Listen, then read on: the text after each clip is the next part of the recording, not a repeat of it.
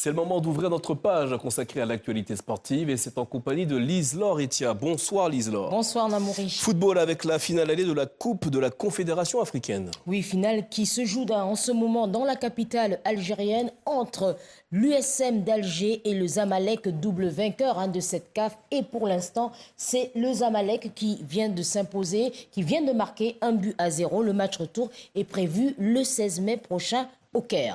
J-32 avant la Coupe du Monde de football inédite avec 10 équipes africaines. Quelles seront leurs performances? Vous avez posé la question à un entraîneur. Oui, et cet entraîneur est un fin connaisseur du football africain. C'est le Congolais Florent Ibenge, l'ancien coach des Léopards de la RDC, a dirigé la sélection entre 2014 et 2019 et remporté en 2016 le CHAN, le championnat d'Afrique des joueurs locaux.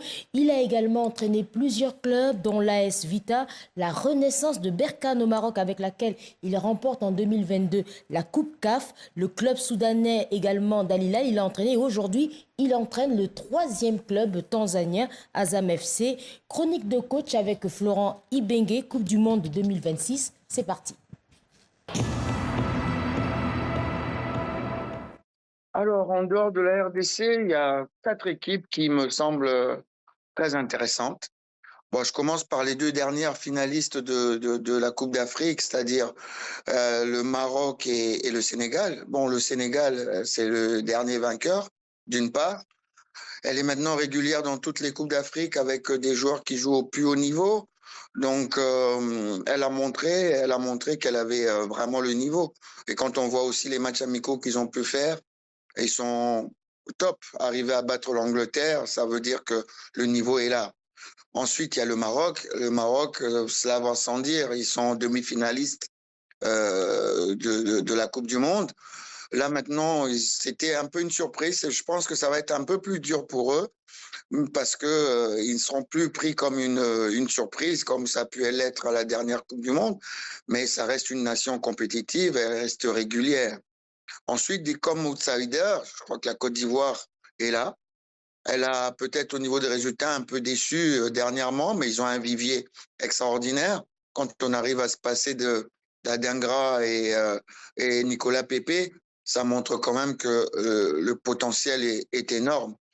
Ensuite, il y a le fameux outsider qui est toujours là, c'est l'Égypte, qui reste solide, avec cette base de joueurs locaux qui sont très compétitifs avec leur championnat qui est très élevé.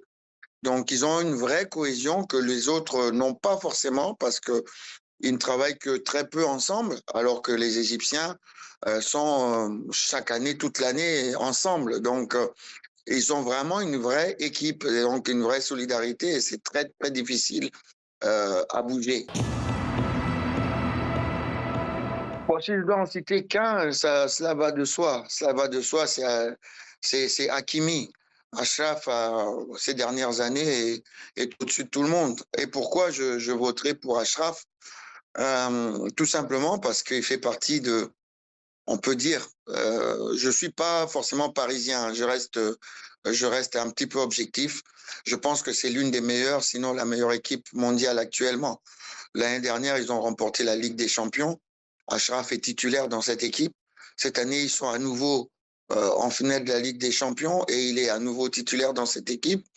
Avec un jeu, je pense qu'il a, entre guillemets, tout le monde joue un petit peu comme ça maintenant, mais c'est en imitation d'Achraf Hakimi. Quand on a des latéraux, maintenant, on veut qu'ils jouent tous comme Achraf Hakimi. On ne joue plus avec les latéraux qui débordent le long de la ligne et qui font des centres. Donc, tout le monde maintenant a des latéraux qui vont à l'intérieur en tant que 6 et qui terminent des actions et qui sont même buteurs. Donc, le modèle maintenant, quand on cherche un latéral, c'est est-ce qu'il peut jouer dans la même façon que Hakimi. Donc voilà, c'est un modèle, il est au-dessus de tout le monde et c'est le meilleur actuellement.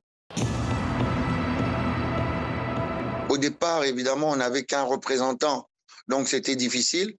Maintenant, on en a 10, donc on a 10 chances de pouvoir aller jusqu'au bout et avec 10 équipes qui sont de plus en plus compétitives, donc on finira par le remporter. Donc si c'est cette année, tant mieux.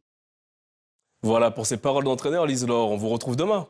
À demain, je précise juste que le match, je pense que c'est 0-0 entre l'USMA et le Zamalek. Voilà. Résultat à suivre donc. Fin de ce journal. À demain.